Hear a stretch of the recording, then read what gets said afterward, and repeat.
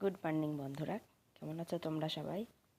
আশা করছি সবাই খুব ভালো আছো, আমিও ভালো আছি। আমি অপর্ণা একটা নতুন ব্লগে তোমাদের সকলকে জানাই অনেক স্বাগত।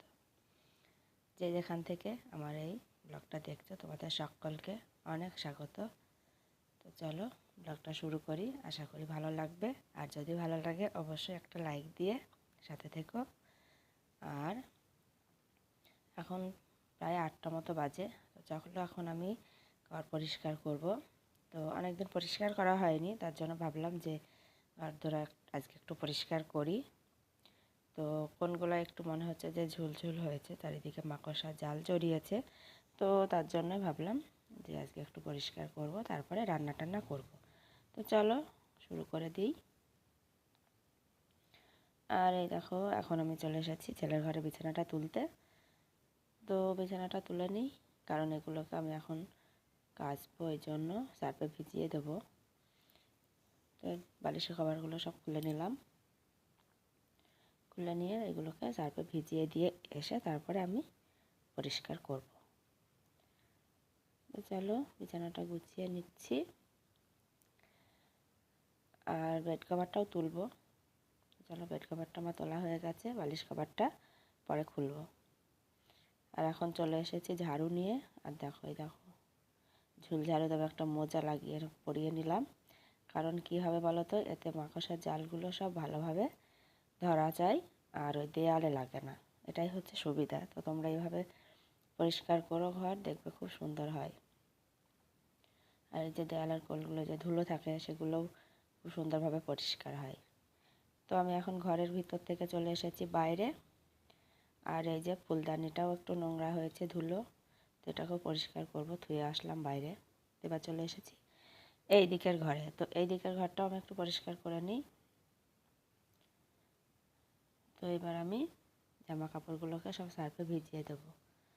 তো 9:30 জলও এসে গেছে, তো কাঁচা হয়ে যাবে, ওই জন্য ভাবলাম যে একটু সার্ফে ভিজিয়ে দিই। ধুলো ময়লা না সেভাবে, তো হালকা পাতলা ধুলো আছে ওই জন্য। আর আমি সোফার কভারগুলোও তুলে নিয়ে এসেছি, এগুলোকেও পরিষ্কার করব। আর সরস্বতী পূজা আসছে যেহেতু সামনে, তো তার জন্যই তো সব কিছু পরিষ্কার করে নিতে হবে, যেহেতু পূজা বলে কথা, পূজা পার্বণ আসলেই তো কাছাকাছিটা বেশিই হয়। তো আমি তো দুদিন আমার শরীর খারাপ ছিল, ঠান্ডা লেগেছিলো বলে আমি এডিট করিনি, দুদিন ভিডিও দেওয়া হয়নি। দুদিন বলতে কি প্রায় অনেক কয়দিনই দেইনি। তার জন্য আজকেও গলার অবস্থা খুব একটা ভালো না, দেখো গলা বসা বসা লাগছে, ঠান্ডা। তো কিছু তো করার নেই, দিতেই হবে। তো আমি এখন এই দেখো সোফাগুলোকে পরিষ্কার করে নেবো। আর এই ভিতরগুলো না খুব ধুলো যায়, ওই যে সোফা যে খাঁজগুলো আছে ওইগুলোতে। তো আমি এখন পুরোটাই ডিপ ক্লিন করে নেবো, অন্যদিন এইভাবে তো করি না। দেখো আমার সব কমপ্লিট। আর যেহেতু আমি এর কভারগুলোকে কেচে দিয়েছি, তো এইভাবে রাখলাম, পরে ঢাকা দেব। তো আমার এদিকে সব কমপ্লিট হলো,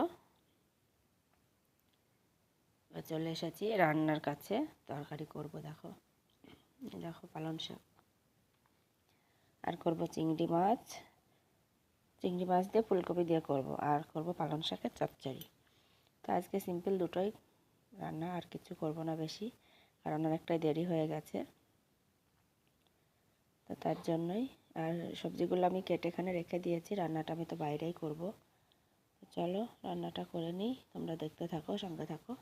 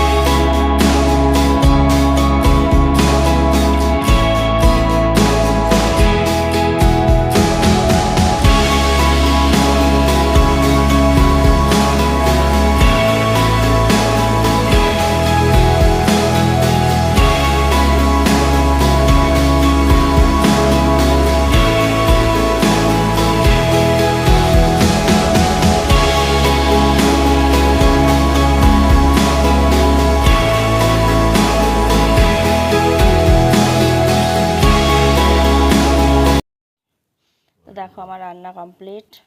ফুলকপি আলু চিংড়ি মাছের তরকারিটা কত সুন্দর হয়েছে না। আর এখানে পালং শাকের চচ্চড়ি করেছি, এটাতে চিংড়ি মাছ দিইনি, এটা এমনিই করেছি।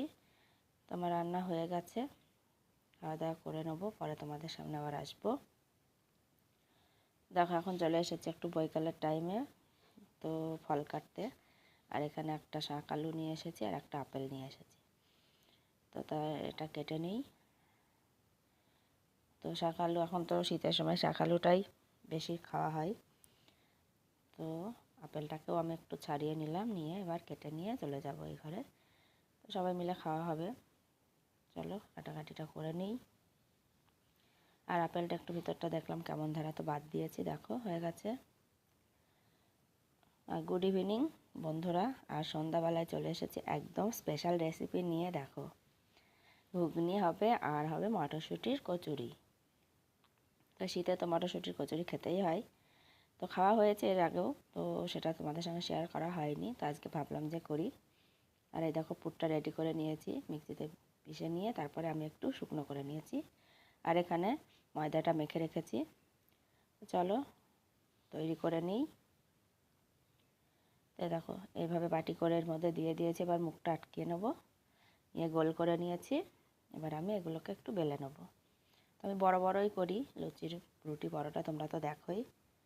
তো তেল আমার গরম হয়ে গেছে, এবার একটা একটা করে ভেজে নেব। আর ভেজে তোলা পরেই আমরা খাওয়া দাওয়াটা করে নেব। আর কি বলো তো, এইসব জিনিস না একটু ঠান্ডা হয়ে গেলে ভালো লাগে না, কড়াই থেকে তুলেই খেতে পারলে খুবই ভালো লাগে। তো আমিও সেটাই করি। তো এখানে আমি 8টা মতো করব প্রথমে, করে তার তোমাদের দাদাভাইকে আর আমার ছেলেকে দিয়ে আসবো। তো ওরা খাবে, খেতে খেতে আমার আবার 4টে হয়ে যাবে করা। তো দেখো কত সুন্দর ফুলেছে, খুব সুন্দর ফুলে, আর খেতেও খুব ভালো হয়। আর একটু লাল লাল করেই নিয়েছি, কারণ ভিতরটা কাঁচা থাকলে ভালো লাগবে না, ওই জন্য একটু লাল করে নিলাম। তো একটা আমার হয়ে গেছে, আর একটাও আমি তোমাদের সঙ্গে শেয়ার করি। দেখো এটাও কত সুন্দর ফুলেছে, ঠিক আছে, সবগুলোই ফুলে উঠেছে। আর না ফুললে না ভিতরে ফেটে গেলে পরে ভিতরে তেল ঢুকে গিয়ে কালো হয়ে যায়, কিন্তু আমার একটাও সেভাবে হয়নি, সবগুলোই সুন্দর হয়েছিল। যেহেতু আমি ভয়েসটা পরে দিচ্ছি, তাই দেখো সবগুলো ভাজা কমপ্লিট। ঘুগনিও আমার এখানে হয়ে গেছে। তো তোমাদের একটা ভেঙে আমি দেখিয়ে দিই, দেখেছো কত সুন্দর হয়েছে ভিতরটা, আর ঘুগনিটাও খুব সুন্দর হয়েছিল।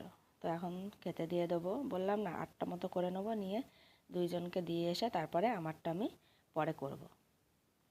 তো ঘুগনিটাও দিয়ে দিলাম, আর গরম গরম ধোয়া উঠছে দেখেছো। আর শীতের রাত্রিতে এরকম খাবার থাকলে তো একেবারে জমে যাবে।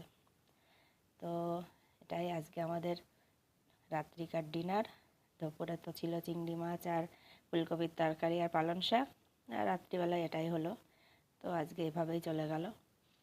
তো চলো বন্ধুরা, ভিডিওটা আর হয়তো বেশ অনেকটাই বড় হয়ে গেল, তো আর বড় করব না, তার জন্যই ভাবলাম যে এখানেই শেষ করব, আর তোমাদের সামনে আসবো না এখানেই। তো আবার এসে কথা বলতে গেলে কি হবে বলো তো, আরও একটু বেশি হয়ে যাবে। তো খুব একটা বড় ভিডিও তো সবাই দেখেও না, আর করতে ভালোও লাগে না, ওই জন্য, তার জন্যই। তাও প্রায় মনে হয় 10 মিনিটের উপরে হয়ে যাবে, কিছু তো করার নেই, আর কত কম করব বলো, সারাদিনের সব কিছু দেখাতে গেলে না হয় না, ওই জন্য। তো চলো সব খাবার এখানে রেডি করে দিয়েছি, এবার দিয়ে আসবো ওই ঘরে দুইজনের খাবার। তো সবাই খুব ভালো থেকো, সুস্থ থেকো, সঙ্গে থেকো। আজকের মতো এখানেই শেষ করছি, টাটা।